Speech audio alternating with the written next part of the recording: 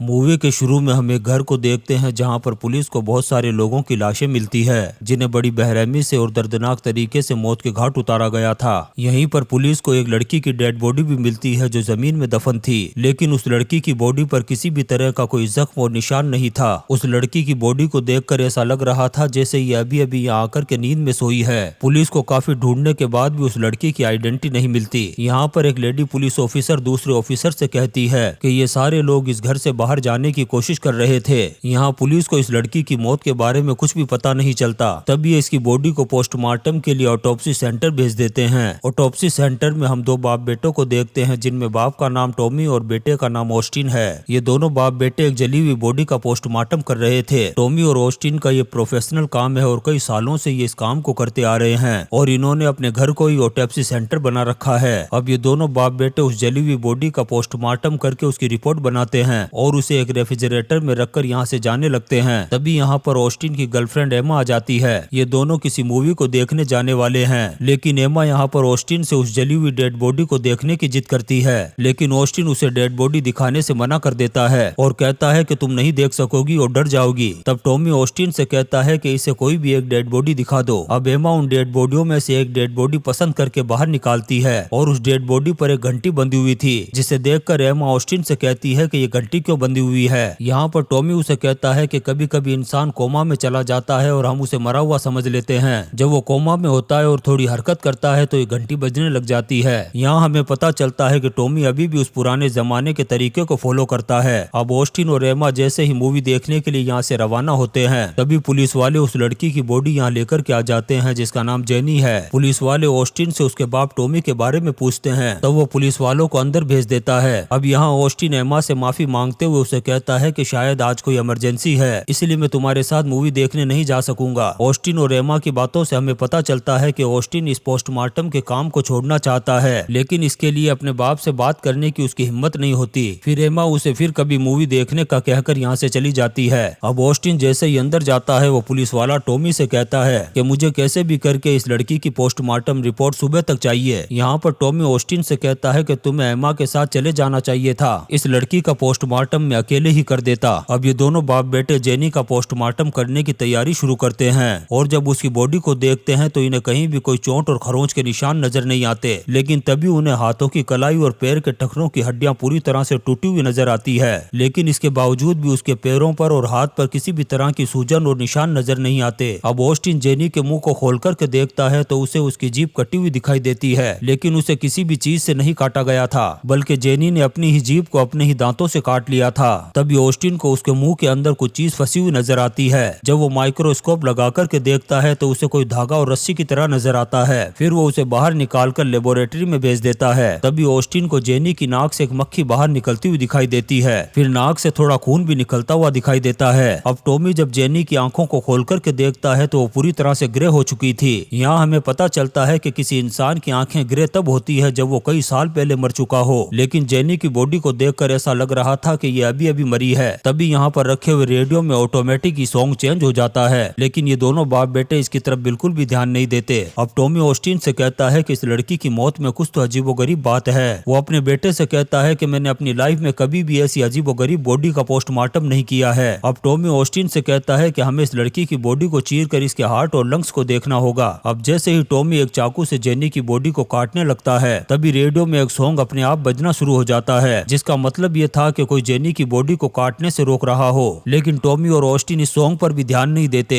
और Tommy jenny की body को काट देता है। फिर जब वो उसकी बॉडी के अंदर देखते हैं तो चौंक जाते हैं, वो अंदर से पूरी तरह से जली हुई थी। यहाँ पर ये दोनों बाप बेटे काफी हैरान हो जाते हैं कि कोई किसी को अंदर से कैसे जला सकता है, जबकि बाहर किसी भी तरह का कोई निशान भी नहीं है। अब इन दोनों बाप बेटों को कुछ भी समझ में नहीं आ रहा था। तभी ऑस्टिन को एसी के पाइप में से कुछ आवाज सुनाई देती है। जब वो वहाँ जाकर के देखता है तो उसे एक मरी हुई बिल्ली नजर आती है। अब दोनों बाप बेटे उस बिल्ली को जलाकर वापस पोस्टमार्टम में लग जाते हैं, लेकिन इस बार टॉमी जेनी के पेट को चीरता है। यहाँ पर उन्हें जेनी के पेट में एक फ्लावर मिलता है। जब वो इस फ्लावर के बारे में अपनी किताब में देखते हैं तो इन्हें पता चलता है कि ये फ्लावर किसी भी इंसान को पैरालाइज कर सकता है और ये फ्लावर सिर्फ नॉर्थ और ईस्ट में पाया जाता था, लेकिन अब ये कहीं भी नहीं मिलता है। लेकिन अब ये दोनों काफी हैरान है कि ये फ्लावर जेनी के पेट से कैसे निकला। इससे टॉमी समझ जाता है कि जेनी नॉर्थ या ईस्ट में रहती थी। अब टॉमी उसके पेट को और ज्यादा काटता है तो उसे एक एक बहुत पुराना कपड़ा मिलता है। उस कपड़े में इन्हें जेनी का एक दांत मिलता है और उस पर एक तावीज भी बना हुआ था जिस पर रोमन लैंग्वेज में नंबर भी लिखे हुए थे। उधर उस रेडियो में भी बार बार सॉन्ग चेंज हो रहा था। अब टॉमी को भी डर लगने लगा था।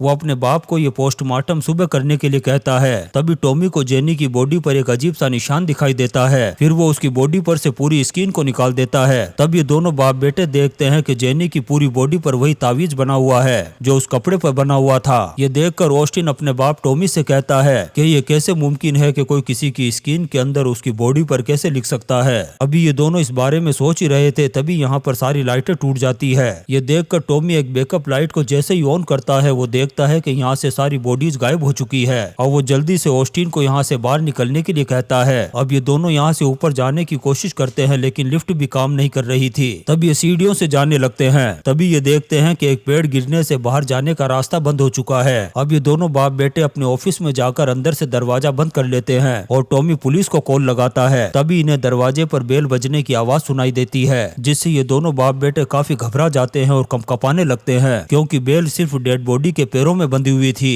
तभी कोई चीज अचानक से टॉमी को पीछे की तरफ खींचती है जिससे वो नीचे गिर जाता है और उसको चोट लग जाती है। ऑस्टिन भागकर अपने बाप को उठाता है और उन्हें कहता है कि ये सब कुछ उस जेनी की बॉडी की वजह से हो रहा है क्योंकि जब हम उसकी बॉडी को चीरने की कोशिश कर रहे थे तब भी वो हमें किसी तरह से रोकने की कोशिश कर रही थी और मुझे लगता है ये सब कुछ वही कर रही है। यहाँ पर ऑस्टिन कहता है कि उसकी बॉडी पर जिस तरह के निशान बने हुए थे और अंदर से जो चीजें मिली थी उससे लगता है कि उस पर कोई जादू किया गया था जिसकी वजह से ही ये सब कुछ हो रहा है। अब ये दोनों वापस उसी पोस्टमार्टम रूम में जाते हैं। तभी उसका दरवाजा अपने आप बंद हो जाता है। अब ऑस्टिन उस दरवाजे को एक कुल्हाड़ी से तोड़ने लगता है। अब जैसे ही दरवाजा टूटता है सामने देखकर इन दोनों बाप बेटे की रूह कांप जाती है क्योंकि सामने वही जली हुई डेड बॉडी खड़ी थी जिसका ये जेनी से पहले पोस्टमार्टम कर रहे थे। अब ये दोनों बाप बेटे जेनी की बॉडी को जलाने का फैसला करते हैं। अब ये जैसे ही उसकी बॉडी पर आग लगाते हैं जेनी की बॉडी उस आग को अपने अंदर ले लेती है और उसकी बॉडी पर बाहर किसी भी तरह का कोई निशान नहीं होता। तभी इन्हें लिफ्ट की आवाज सुनाई देती है। तब ये दोनों उस लिफ्ट की तरफ भागते हैं लेकिन लिफ्ट का दरवाजा बंद नहीं होता। तभी टॉमी को सामने से एक परछाई अपनी तरफ आती हुई दिखाई देती है। अब वो बगैर कुछ सोचे ऑस्टिन के हाथ से कुल्हाड़ी लेता है और उस परछाई पर वार कर देता है। फिर ये दोनों जब पास जाकर के देखते हैं तो ये देख करके शॉक्ड हो जाते हैं क्योंकि वो परछाई एमा की थी।